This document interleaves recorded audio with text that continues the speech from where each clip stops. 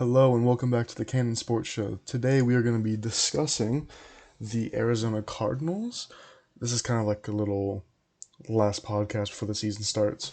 First game is a week from today against the Washington Commanders. Very much looking forward to that. Today we're just going to be discussing a few different things. I was kind of lazy. I didn't release a podcast about their last preseason game of the season. Part of that was me being busy, part of that me being lazy, part of that me truly hating preseason and just not wanting to do a podcast about it. So that's where we're at in life. Anyway, we are going to be discussing the three trades that the Cardinals made on the 24th of August. We're going to be discussing the roster, the depth chart, which is right here, and just what we think about the starters, mainly. Maybe some little pieces here in the depth, but mainly the starters. And I want to reiterate, this is not an accurate list of the depth chart. This could be switched around. It is not 100% accurate. This is made by like NFL reporters. So while it's pretty accurate, it's not 100% accurate. And then we're going to be discussing just some of the claims that the Cardinals are tanking and saying that it's like obvious that we're tanking. And we're going to be discussing those. So anyway, let's just move into it. So August 24th, the Cardinals completed three trades. It's a pretty big day for the Cardinals as they moved on from Isaiah Simmons. They traded him to the Giants for a 7th round pick. They traded Josh Jones to the Texans for a 5th round pick. And then they traded a 5th round pick for Joshua Dobbs and a 7th round from the Cleveland Browns. So the Isaiah Simmons trade, probably the most controversial one here, considering obviously former 8th overall pick in the draft, former, like, he's just fantastic, like off the charts athleticism. A lot of people saw it surprising. They only got a 7th round pick for him. It was an unfortunate but necessary one, though. Like, we needed to get rid of him. Excuse that, it's one of my friends. It was an unfortunate but necessary trade that we needed to make. And as much as it would have been so nice to keep him, he wasn't going to stay here after this season. There was no intention of him staying with us. So it makes sense for us to trade him and get something. And a lot of people are like, okay, but you only get a 7th round pick. But you gotta understand, like, he has not looked good in his new safety role. The Cardinals just wanted to get rid of him. They were going to take whatever teams were willing to give. Unfortunately, people look at Isaiah Simmons and they are not seeing a talented player. Like, he's got a lot of raw athleticism, but decision making is really bad. His coverage is horrendous. He misses tackles like crazy. Like, it's really unfortunate. I wish him nothing but the best with New York, but it's something that the Cardinals needed to do. And I would have liked, to get more than a 7th round pick for him, but I understand that his market wasn't good and that we just did what we thought was necessary. The Josh Jones trade, similar fashion. They saw him as a backup offensive tackle. They had no reason to keep him. This year is the last year on his contract. I don't think they planned on, bringing him back in.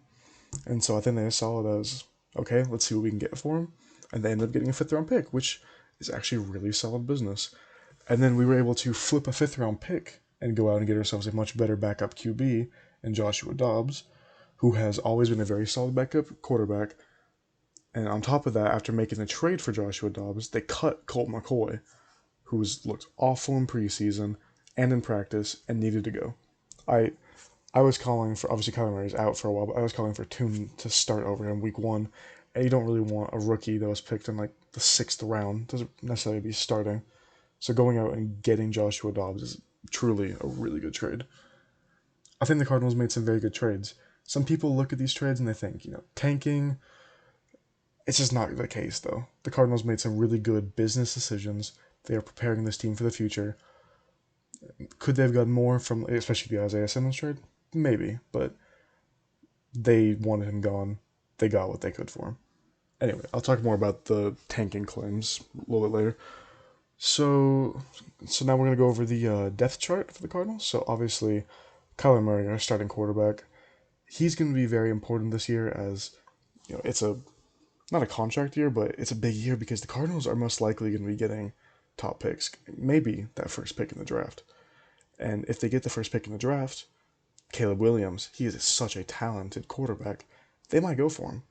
they might say, like, either they trade him for a ton of picks if Kyler does well and establish himself as, like, a top, as a quarterback who can, at minimum, like, lead a team, or they trade Kyler to somebody, get something for him, and then they draft Caleb Williams, and they have a guy that's been compared to Mahomes. It's a big year for Kyler. He's got a lot to prove. I just drafted him in fantasy with my last pick, so I'm kind of hoping he pans out, because that'd be kind of crazy if he turned out to be really good this year. I got him last. Anyway, though, going into week one, sorry, Joshua Dobbs will be starting week one, most likely. I do think maybe we could see Tune if Dobbs they don't think is ready in the system, but Dobbs is a very intelligent quarterback. Like, he's going to learn the system pretty quickly, and overall, he just has more experience, more knowledge than Tune does. Dobbs is most likely going to be our guy. But I wouldn't hate maybe if Dobbs struggles a bit seeing Tune go in. Running back wise, James Conner, obviously. He was our no doubted running back one. Keontae Ingram, though, he actually did very well. So good to see him, a second. Conner, I think, could have a good year. I think he's going to be a solid running back. I just don't know if he's going to be phenomenal, just because our line's not great. But other than that, though, I think Conner will be good this year. Hopefully he can stay off the injured list. Marquise Brown, Rondell Moore, Greg Dortch. It says here these are our three starting wide receivers, though I think we could see Michael Wilson slot in there instead of Dortch. I honestly really like our wide receivers. I think we're very deep in wide receiver depth. I really like a lot of these guys. And then, I mean, obviously too, like, they got guys like Elijah Higgins who realistically can play more of like a bigger wide receiver role. So Zach Ertz, though, he's back. That's gonna be fun to see. I'm curious to see how he does coming off a pretty rough injury. I'm hoping to see a lot of Trey McBride this year and seeing him step up again. Moving on to the O-line, DJ Humphries, solid. I'm gonna be 100% honest, I don't know who the fuck that is. I don't know who the fuck this is. Will Hernandez, he's okay. Paris Johnson Jr., very excited to see him play. Very excited. I like him a lot. It'll be interesting to see if Beecham ends up lining at either like a guard position or if they move like Paris into the right guard position at times this year, because we'll probably get injuries at certain times. So it'll be interesting to see what happens there.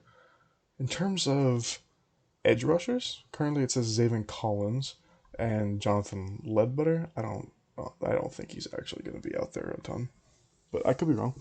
I think we're going to see a lot of Zaven on the edge, definitely. Licky Fotu and Carlos Watkins at the D tackle. I mean, maybe. I don't know. I saw a lot of LJ Collier playing. I saw a lot of Papo playing. Our D line. They've been playing harder. They've been playing better than they should be, but it's still a pretty weak point in our lineup. I expect BJ Ojolari to play a lot. I think he's going to be mainly an edge rusher because they're white, really.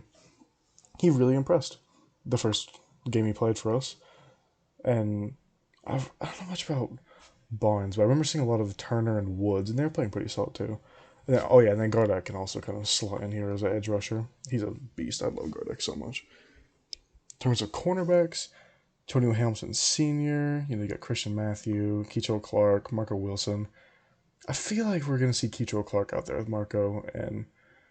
But again, it's like, so starting at this season, Jalen Thompson was looking like he was going to be our slot corner. But now it doesn't really look like that. It's looking more, because, again, we had Isaiah Simmons basically playing free safety. I'm not really sure why Buddha is playing free safety. But maybe they keep him there, they bring Kevon Wallace up. Not exactly sure, but they could put Jalen at slot and then have Marco, Keetrell, and Hamilton. So we'll really see what happens. And then Matt Prater, Nolan Cooney. I actually don't know who that is. And Greg Dortch doing the kick returning. I don't know who the fuck our long snapper is.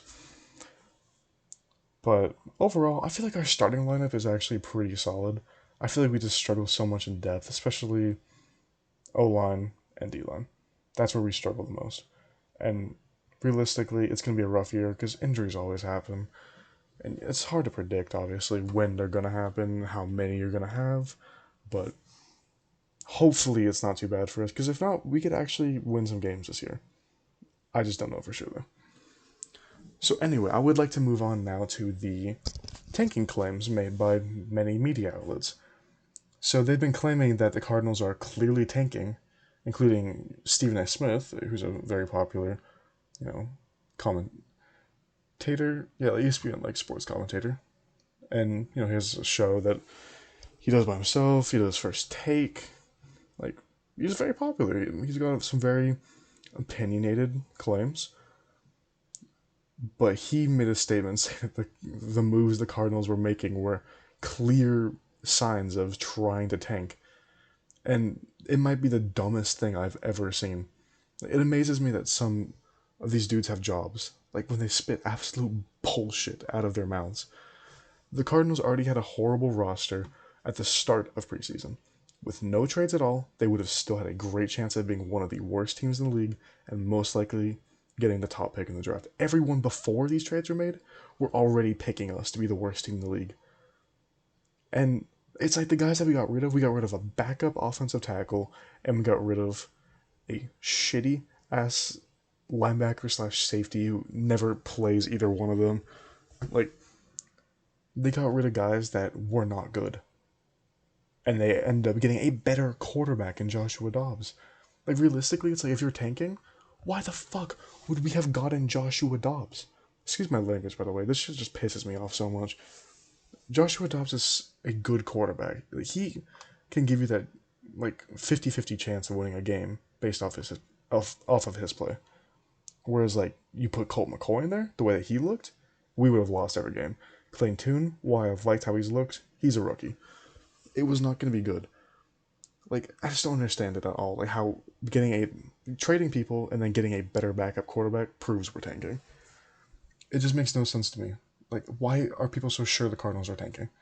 The media acted like Isaiah Simmons is this generational talent that the Cardinals traded for next to nothing, and it's not the case. Like, also on top of, like, you know, just the trades, like how it's not a sign of us tanking. You can't tank in the NFL. Like, players have to show up every week to try and earn contracts. Coaches have to prove their worth every single week, or they will get fired. And maybe if they do bad enough, they won't get coaching opportunities in the future. We saw this last year. The Texans, they were primed to get the first pick in the draft, which they needed a quarterback, so it was going to be good for them. But again, maybe they didn't necessarily want Bryce Young, and they could trade down. But they lost, or sorry, not they lost. They won their last game, and the Bears ended up getting it, and the Bears were able to trade that pick for a pretty solid haul. And at the end of the day, the Cardinals aren't tanking. They're putting the organization in the best possible position for the future. They're trading away people that are not going to stay, people that aren't good, and they're getting stuff back for them. Like, I think the team understands we're not winning anything this year, but that doesn't mean they're tanking by trading away these guys. They're just preparing. They're trying to get assets. Like, getting draft assets is one of the most important things the Cardinals can do right now. Again, if they decide to, get rid of Kyler and they draft Caleb Williams, they are going to trade his ass and they are going to get stuff for him. At the end of the day, like, it's just a business. The Cardinals are doing what's best for their business. Like, I just don't understand it personally. If you have opinions on the tanking situation, go ahead and bring them up. I would actually love to hear some different opinions. I personally just don't feel like the Cardinals have done anything bad. I feel like the Cardinals are doing the best thing that they possibly can. I feel like they have a way around them now of, like, no bullshit. They don't want to keep guys that they're not going to keep. They don't want to keep guys that clearly don't want to play here and just aren't good enough to play here. Isaiah Simmons. I don't know.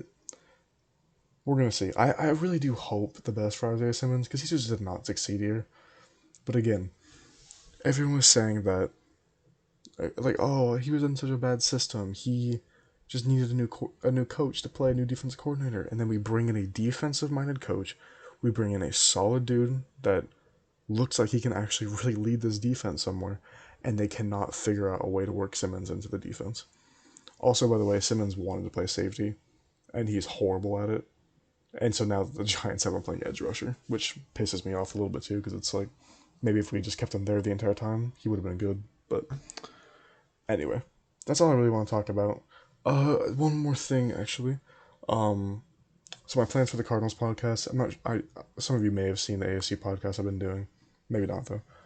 My plan is to do a podcast. Most of the Cardinals games are going to be on Sunday, so my plan is to do like a Saturday podcast, maybe with I don't even know. Yeah, like a Saturday podcast would be cool. The problem is I might just be doing another Saturday podcast for ASU as well, so it might end up being more of like a Friday podcast where we go over who the Cardinals are playing, what to expect, who we think our big players are going to be, who, especially on the other team, who we think is going to be important. And yeah, so I'm probably going to release, I'm thinking Friday now. I'm thinking we're going to do the ASU one Thursday, Cardinals Friday, and then ASU podcast after the game Saturday, Cardinals podcast after the game Sunday. But yeah, anyway, I really don't got much more to talk about. I hope you guys all enjoyed. And yeah, again, my next podcast will be out Thursday. And if I don't see you, there won't be anything before that. But yeah, I'll see you guys then. And then next Cardinals podcast Friday. So stay tuned for that. Anyway, I hope you all have a great day, great night. It's night for me right now. But yeah, see you guys.